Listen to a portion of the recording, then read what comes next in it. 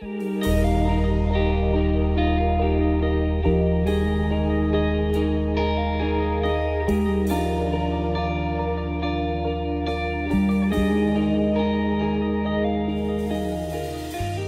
harmonizar um Deus amoroso que deu a própria vida para salvar pecadores com a existência de doenças, sofrimentos e morte?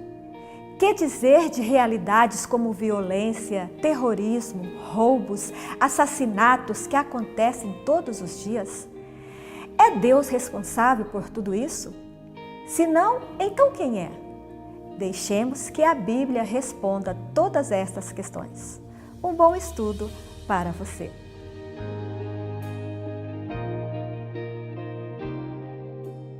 Olá, tudo bem?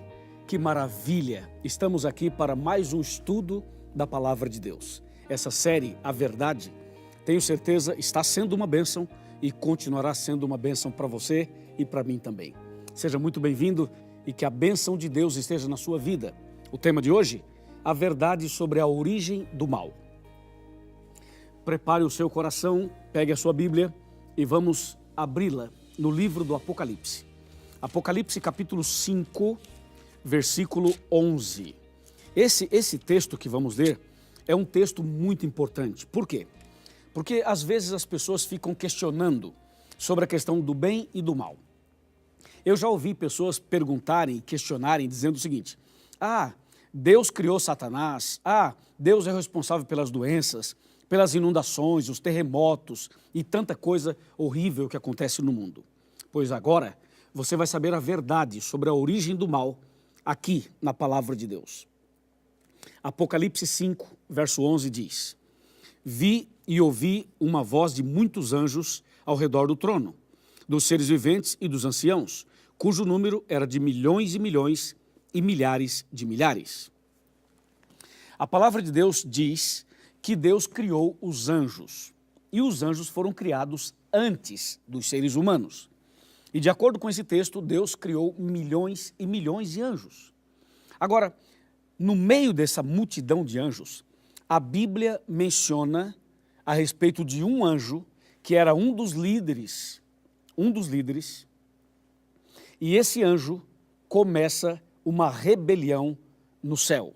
Eu quero que você ouça atentamente, não apenas com o seu ouvido, mas ouça também com o seu coração o que eu vou mostrar agora. Vamos abrir a Bíblia no livro do profeta Ezequiel. Ezequiel capítulo 28, a partir do versículo 14. Eu vou ler alguns versículos e vou parando e explicando para você. Tá bem assim? Veja o 14. Tu eras querubim da guarda ungido. Ok, paramos aqui. A Bíblia está falando de um anjo que era querubim e que foi ungido. Ungido quer dizer separado para um propósito, para uma atividade específica. Então a Bíblia está falando agora de um desses anjos. Ungido, querubim, separado. E o verso 14 continua: E te estabeleci, permanecias no monte santo de Deus, no brilho das pedras andavas. Esse texto mostra que esse querubim ungido, a atividade dele era ao redor do trono de Deus. Era ali, pertinho do trono de Deus. Portanto, estou falando de um anjo que tinha uma posição elevadíssima. Elevadíssima. No verso 14 fala que ele permanecia no monte santo de Deus. Certo? Agora veja o verso 15. O verso 15 é o seguinte: que anjo era esse? O que aconteceu com esse anjo? Nós vamos ler o verso 15 e depois vamos ler o 16 também e talvez o 17. Veja o verso 15, fala assim: perfeito eras nos teus caminhos, desde o dia em que foste criado, até que se achou iniquidade em ti. Aqui tem duas coisas importantes. A primeira é que a Bíblia fala que ele era perfeito, confirmando que tudo que Deus faz é perfeito. Segundo, até que se achou iniquidade em ti. Isso quer dizer que a iniquidade é um mistério. O pecado, a origem do pecado é um mistério. Por isso que a Bíblia fala assim: até que se achou iniquidade em ti. Isso revela que estamos tratando de alguma coisa que é um mistério. O verso 16 fala: na multiplicação do teu comércio, encheu o teu interior de violência. Bom, agora a Bíblia começa a mostrar quais foram as obras e as ações desse querubim ungido, que era bom e tornou-se mal. A Bíblia diz que ele começou a multiplicar o comércio dele. O que é multiplicar o seu próprio comércio?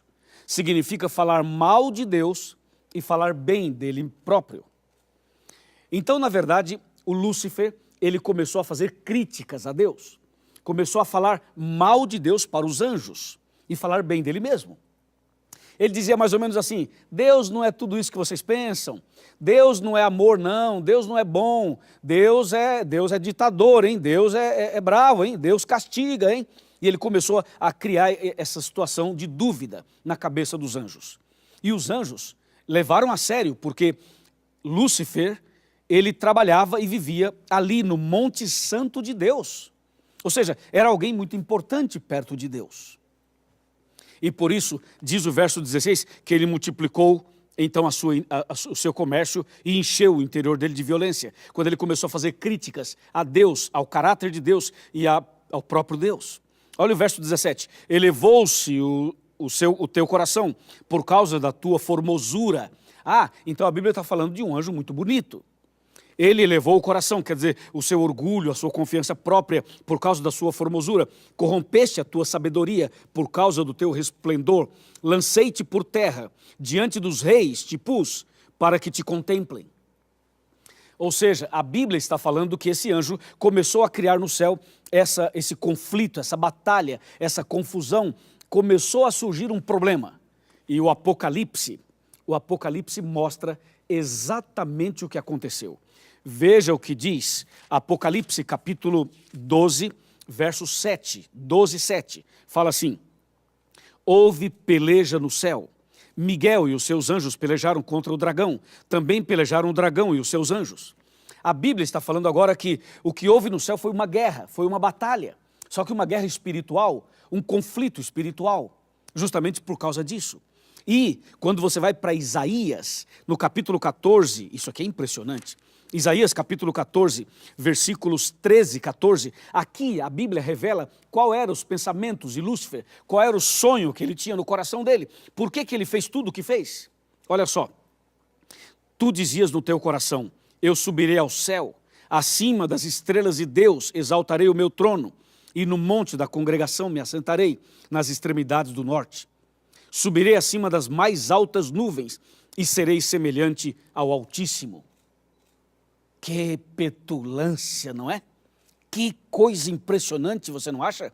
Imagina, esse anjo queria ser como Deus, esse anjo queria ser Deus.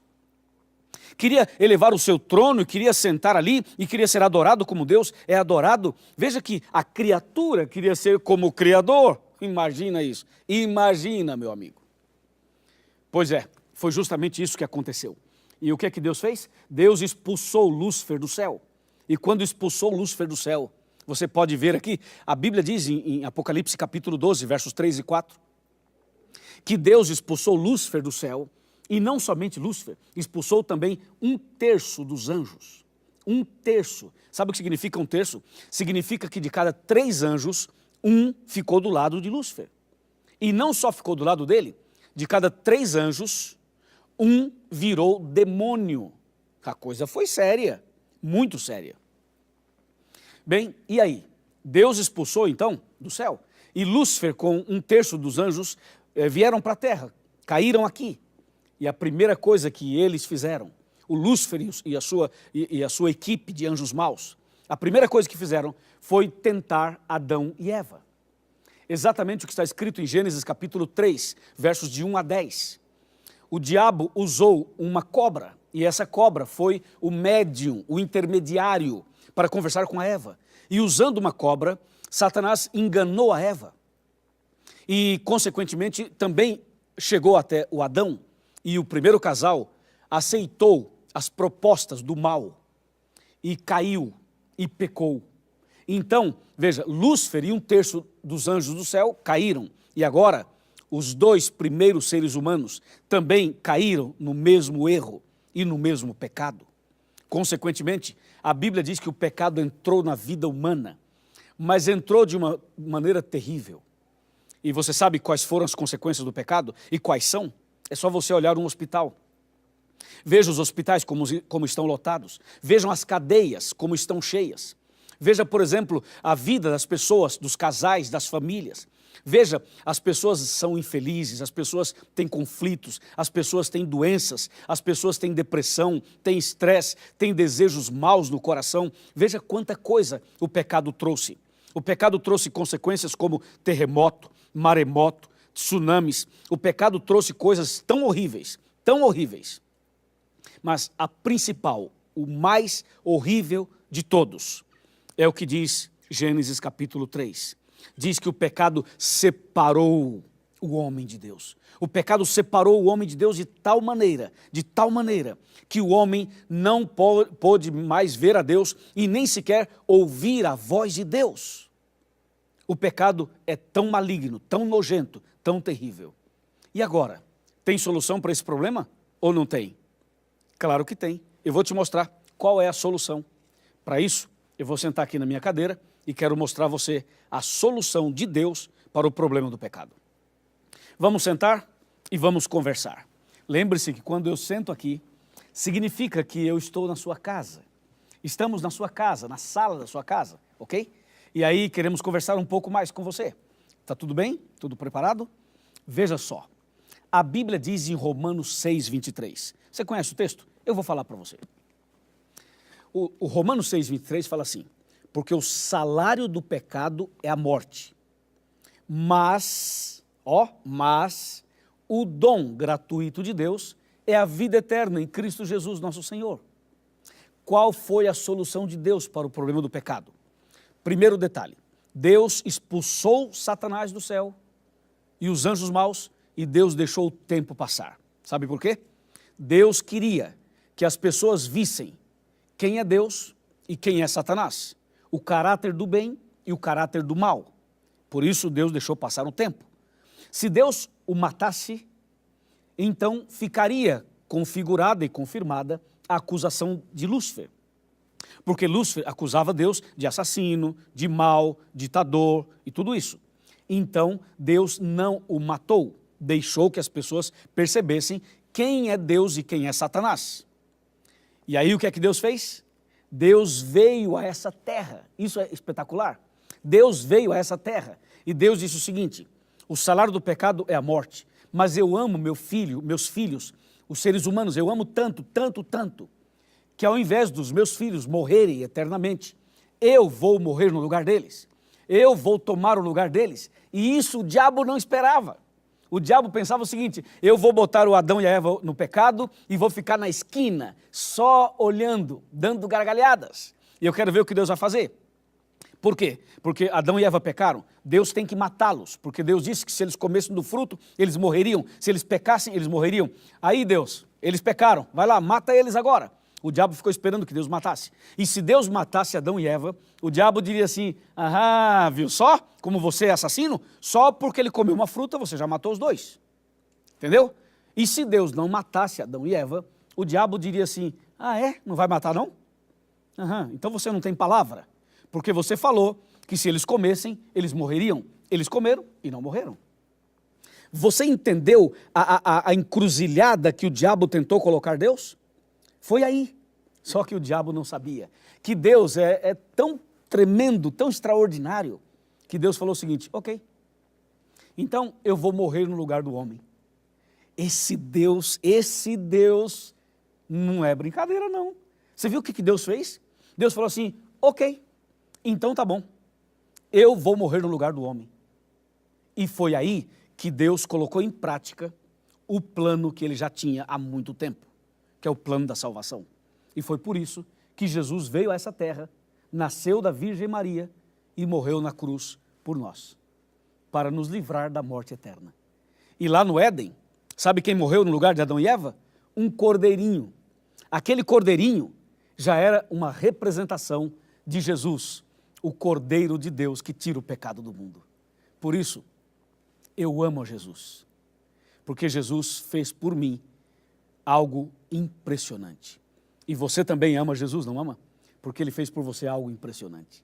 Em breve, Jesus vai voltar e todo o mal será arrancado pela raiz.